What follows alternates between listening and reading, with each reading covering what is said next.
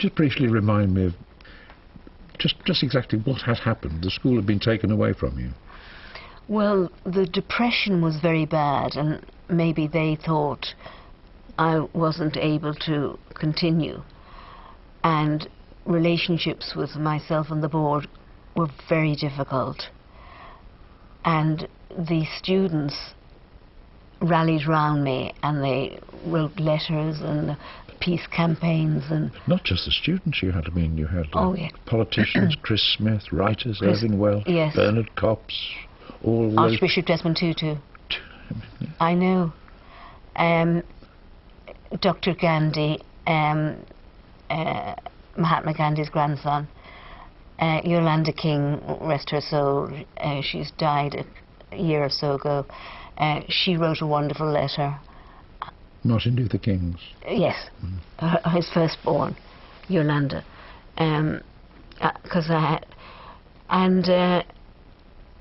It really was quite shocking. And I can really say I was desperate. It was extraordinary what they said about you.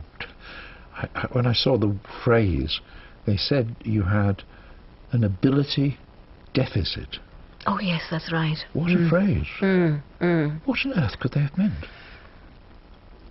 I know. But we had these kangaroo court type meetings, and oh Laurie, that was just awful. And there was me, Charles, and maybe one other, and then there was a group of them. And it was the absolute opposite to Ubuntu. Yes, yes. It was the absolute opposite to it. And, I wanted to reach forward, but they were so...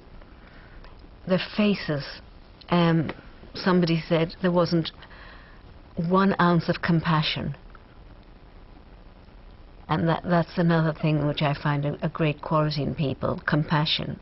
When people have got compassion, empathy. And it just got worse and worse. Look at your name. They wouldn't, I mean, your name, they still went on using your name for the school, even though you were only allowed to go back and teach under certain conditions. I've seen a reference to an 86-point document that you were required to acknowledge. And then you had to go back so they could test to see whether or not you were able to do what you were doing properly. 2 of my students were sort of monitoring me. My uncle, who was wonderful, who was very strong in the campaign to get me back, he's died as well now, Uncle Cecil, and he said, why didn't they get, while I was ill, somebody in as a temporary measure? Yes. Until, I'd already worked over 32 years then without a day's absence. Do you think it was because looking at the documents, you find these references to the idea that you were introducing notions of integration, you were introducing... Their argument was that you were introducing politics into their drama classes, wasn't it? It was a bit like that. They were saying, you're not just doing straight drama, you're doing other things. Yes, that's right. That was around them. Yes. But you see, as Shakespeare says, all the world's a stage. I mean, if there was sort of a green issue in the environment, I use poetry as well, as I said, to, enlighten the classes. And I needed to be free to do these things, which had worked perfectly well for over 30 years. And indeed, they were fine about it. Bernard Copps wrote a lovely poem about it. And I mean, there were just so many followers. But I still don't know, Laurie. Coming to the end now of our conversation, I suppose you must be quite difficult to live with, because you seem to be on all the time. There's something going on. There's the next thing that you're going to be doing.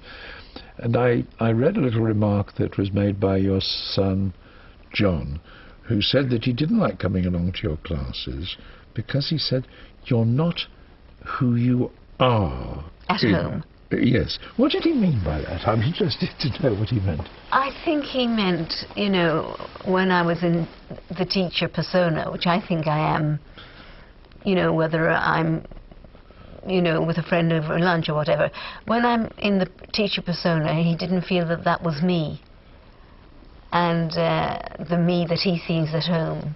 But I don't think a lot need to be read into that. I think he, you know, I mean, we're a merry little trio at home, and I try not to be too sort of ebullient.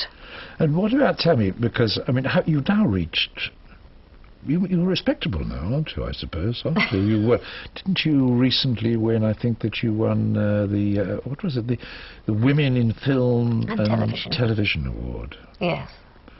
Sounds very respectable. Grand dinner, I see as well. I think it was presented by Kathy Burke as well. Yes, it was. Lovely. Now, so do you feel that you've become respectable now? That you've that somehow, because you were always pioneering, you were always doing things that other people weren't doing. I mean, is that a new respectability? I feel I've still got. There's still work to be done. What work? Tell me about what you want to do now. Still want to do. Well, I think I've got a secret hope of being back there. Back in the Barnsby Road. Really? And how? Well, how might that come about? Tell me where you are. I don't know. Well, somebody who's, first of all the board that were there when I was there, they've all gone. And somebody approached me at the Film and Television Awards ceremony, and when we were leaving, this person approached me, and I think she wanted some kind of olive branch, and she was on the board. So the original Anna Scher Theatre School could rise again. Well, that would be wonderful.